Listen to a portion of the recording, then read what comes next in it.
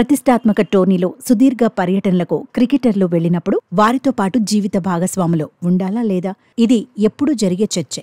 Team success అయినప్పుడు ఏ సమస్య ఉండదు. విఫలమైనప్పుడే క్రికెటర్లతో పాటు వాళ్ల ఫ్యామిలీస్ని ఎందుకు ట్రావెల్ చేయనిస్తున్నారు?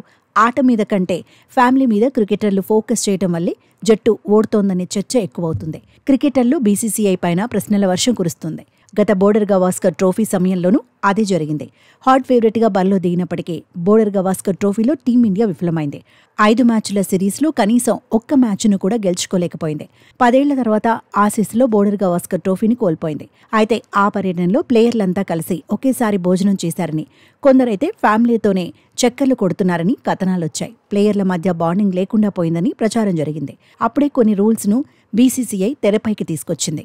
10 పాయింట్లతో నిబంధనలను ప్రవేశపెట్టింది. సిరీస్లు, ప్రతిష్టాత్మక టోర్నీల సమయంలో ఫ్యామిలీస్తో టైం స్పెండ్ చేసే విషయంపై సీరియస్గానే కండిషన్స్ పెట్టింది. విదేశీ పర్యటనలకు వెళ్లినప్పుడు క్రికెటర్లతో వారి కుటుంబాలు పరిమిత సమయమే ఉండేందుకు అనుమతించింది. సుదీర్ఘ పర్యటనలో 2 వారాల కంటే ఎక్కువ సమయం క్రికెటర్లతో ఫ్యామిలీస్ ఉండకూడదని బీసీసీఐ నిబంధన తీసుకొచ్చింది. అయితే ఇదే అంశంపై తాజాగా విరాట్ కోహ్లీ రియాక్ట్ అయ్యాడు.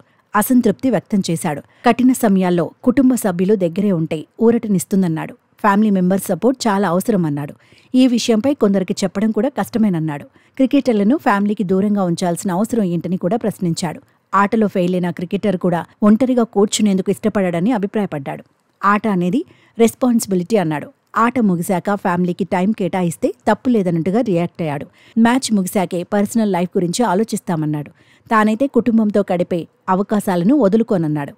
దీంతో విరాట్ కోహ్లీ కామెంట్స్ ఇప్పుడు వైరల్గా మారాయి. దీనిపై రకరకాల స్పందనలు వస్తున్నాయి.